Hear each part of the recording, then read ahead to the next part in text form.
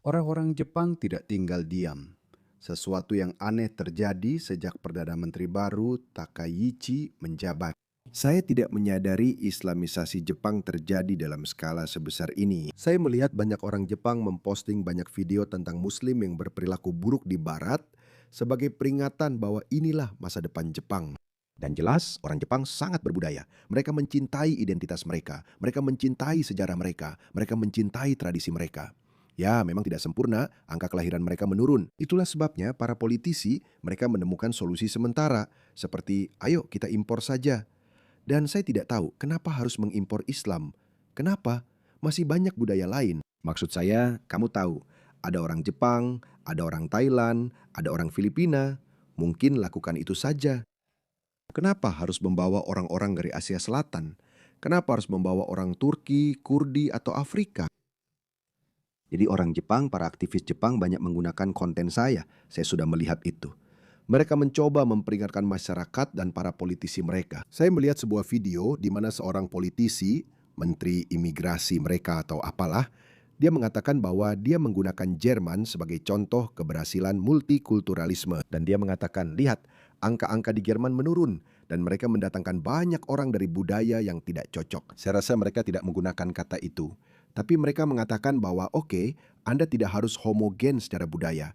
Jadi mereka menggunakan itu sebagai contoh. Mereka menggunakan Jerman dari semua negara sebagai contoh untuk membenarkan impor massal migran Muslim ke Jepang. Jadi orang Jepang tidak tinggal diam. Mereka menanggapinya. Dan lihat ini adalah Jepang, teman-teman. Ini adalah Jepang. Ya Tuhan.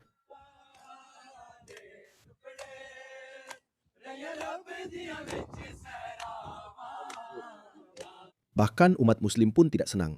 Banyak umat Muslim yang tidak senang dengan orang-orang ini di negara mereka sendiri. Inilah sebabnya Trump dulu mengatakan bahwa mereka tidak mengirimkan yang terbaik dan terpintar dari mereka. Mereka tidak mengirimkan yang terbaik dan terpintar dari mereka. Mengapa kamu melakukan ini pada negaramu sendiri? Kenapa? Jadi ada gerakan globalis internasional yang membanjiri setiap negara dengan orang-orang dari budaya yang tidak kompatibel dan bermusuhan. Jadi saya sangat percaya dengan teori konspirasi ini.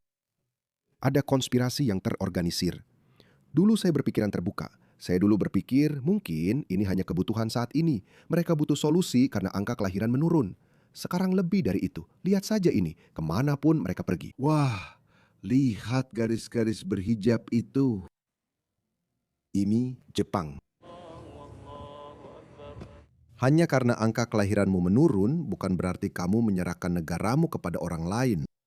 Apakah mereka akan menjadi orang Jepang? Mereka tidak akan menjadi orang Jepang. Mereka tidak peduli. Awalnya mereka datang sebagai migran ekonomi tentu saja. Itu menguntungkan bagi mereka.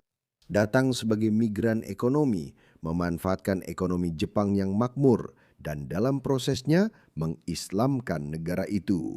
Lihat. Di Jepang mereka berbicara dalam bahasa Inggris. Dan untuk dibatikan kepada Allah Subhanahu wa Ta'ala dan depot mas. Deportasi mas di sana. Tidak ada solusi lain, dan wanita Jepang mulai mengalami kekerasan seksual. Lihat ini, mereka membawa konflik suku mereka ke sini. Lihat ini, orang Kurdi dan Turki bertarung satu sama lain di depan kedutaan Turki di Tokyo. Ini adalah kedutaan besar Turki. Dan orang-orang Jepang yang tak berdaya meliput kejadian ini. Ini adalah liputan TV mereka. Beberapa lusin orang berkumpul dan mendengar suara polisi. Inilah yang benar-benar terjadi di Eropa. Ingat Leicester? Ketika orang India dan Pakistan mulai saling menyerang, setelah India mengalahkan Pakistan atau sebaliknya, siapa yang peduli? Jadi itulah yang sedang terjadi. Dan kita melihat di Barat karena orang Yahudi telah menjadi bagian dari peradaban Barat selama waktu yang sangat lama. Jadi, tapi yang belum menjadi bagian dari peradaban Barat adalah Muslim.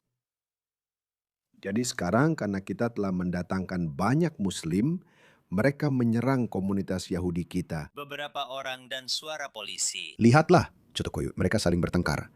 Lihatlah keuntungan membawa orang-orang dunia ketiga ke Jepang. Coba lihat ini, orang Jepang. Dan kamu tahu, orang Jepang dikenal karena kebersihan, higienitas, dan kedisiplinan mereka. Dan lihat ini, begitu kamu membawa orang-orang dunia ketiga, beginilah jadinya. Ini ada orang Jepang yang mengeluh tentang lingkungan ini menjadi kotor karena dipenuhi oleh para migran dari budaya non-Jepang. Lihat ini. Dan suara polisi itu. です。強制執行されましたが、ゴミを置いて Apalagi yang kamu butuhkan? Ini bukan rasis, teman-teman. Memang beginilah adanya. Manusia adalah makhluk budaya. Mereka hidup sesuai dengan cara hidup mereka. Lihat ini. Seorang aktivis Jepang lainnya berkata, bisakah orang Asia Selatan berhenti duduk di eskalator dan menghalangi seluruh jalan? Itu sangat mengganggu. Lihat mereka.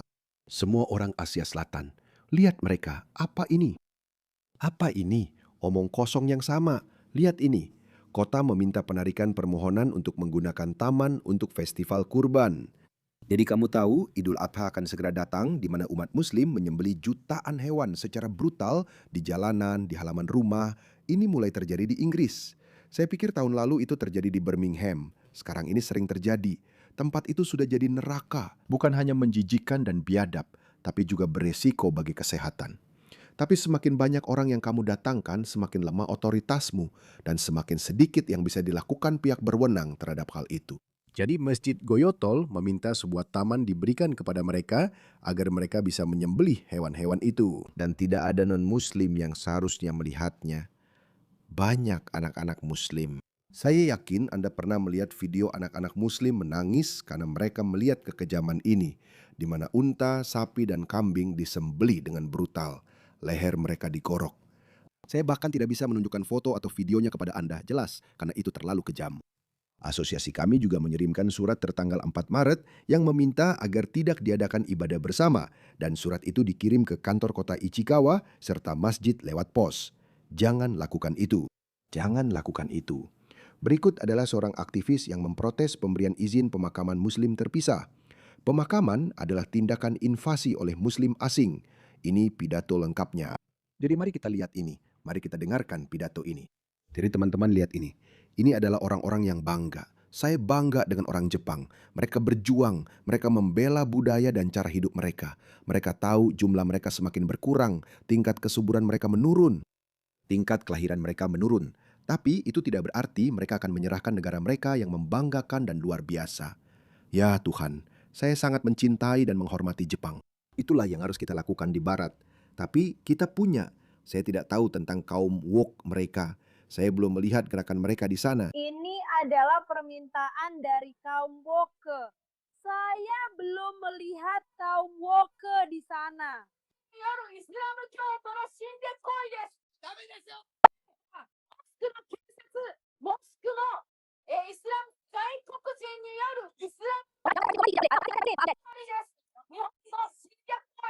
Biarkan saya bacakan untukmu. Sebenarnya, biar saya ulangi lagi. Jadi wanita ini berkata, kami juga dengan tegas menolak invasi Islam. Pemakaman adalah tindakan invasi oleh muslim asing. Pembangunan masjid adalah tindakan pengambil alihan oleh muslim asing. Itu adalah tindakan invasi ke Jepang. Dan itu adalah bukti dari invasi tersebut. Dan saya ingin kamu tahu bahwa itu adalah bukti dan semacamnya ya Tuhan. Misalnya, orang Jepang bepergian ke luar negeri. Mereka pergi ke luar negeri, dan di sana mereka pergi ke negara yang mempraktikkan penguburan. Apakah mereka memaksa mereka untuk kremasi? Tolong jawab, orang-orang Jepang. Jika Anda pergi ke negara yang mempraktikkan penguburan, misalnya jika Anda pergi ke Amerika, apakah Anda memaksa mereka untuk kremasi? Dia jelas tidak tahu bahwa di Amerika Anda bisa kremasi jika Anda mau, karena memang seperti itu. Mungkin Anda bisa berargumen bahwa Amerika seharusnya tidak mengizinkan itu. Tapi saya tidak tahu, Amerika punya nilai-nilai yang berbeda. Tapi orang Jepang, kalian punya nilai-nilai sendiri. Jadi pertahankan nilai-nilai itu. Kalian tidak harus meniru Amerika. Dan lihat, tidak semua yang dilakukan Amerika berhasil untuk Amerika. Orang-orang Jepang. Kalian tidak akan melakukannya kan? Lalu apakah kalian akan menyuruh mereka membangun kuil atau tempat ibadah? Kalian tidak akan melakukannya. Tapi kalian bisa. Kalian diizinkan. Tapi seharusnya kalian tidak mengizinkan itu. Kami sudah bilang itu adalah sebuah kesalahan. Jika kalian pergi ke negara Kristen atau wilayah yang didominasi gereja dan pergi ke negara mayoritas Muslim, apakah kalian akan menyuruh mereka membangun kuil atau tempat pemujaan? Saudara-saudaraku orang Jepang, kalian tidak akan melakukannya kan? Dan jika kalian pergi ke Amerika, Kanada, atau Inggris, apakah kalian akan menuntut makanan Jepang atau makanan vegetarian? Oke, wanita ini jelas belum pernah keluar negeri. Mungkin, lihat, dia ada benarnya juga. Dia bilang orang Jepang tidak memaksa orang lain melakukan itu. Ya, karena dunia barat cukup bebas dan sudah multikultural sejak lama. Itulah mengapa dunia barat akan membiarkan kalian melakukan hal-hal seperti itu. Tapi jelas, orang Jepang punya masalah dengan hal itu. Dan mereka tidak mau mengikuti model barat. Jadi, itu tidak masalah. Orang Jepang, berdirilah membela negaramu. Dan menurut saya, pelajaran untuk orang-orang di barat adalah jadilah lebih seperti mereka. Jadilah seperti Jepang. Jadilah seperti orang Jepang. Banggalah dengan budaya, sejarah, dan tradisi kalian. Jangan menyerah pada tuntutan para Islamis, orang-orang yang datang dari jauh.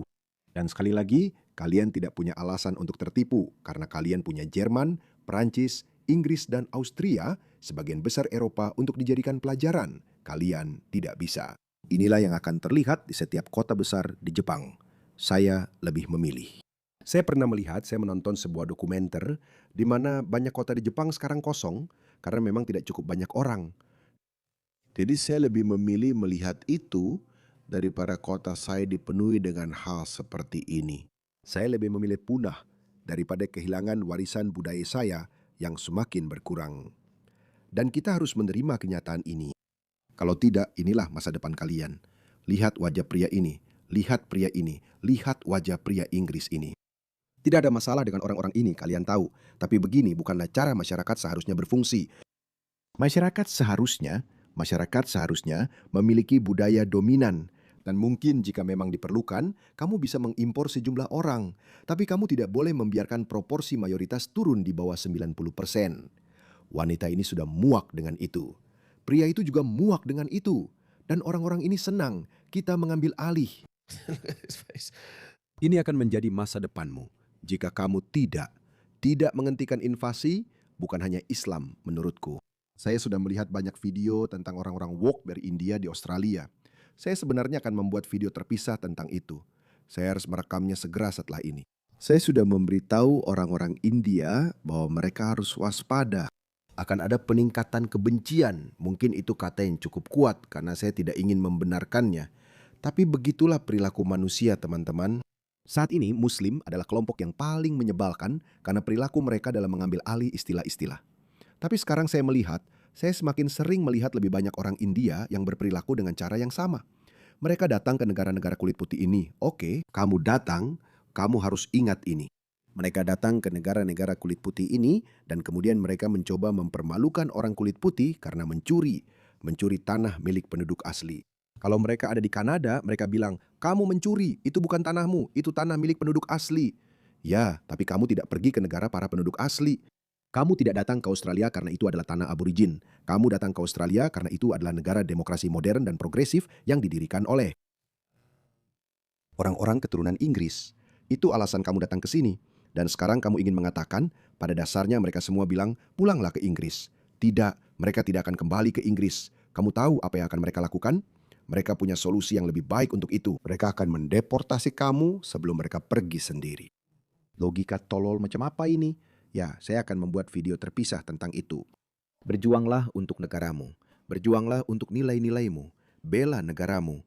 Dan jangan mau diperlakukan seenaknya oleh orang-orang asing ini.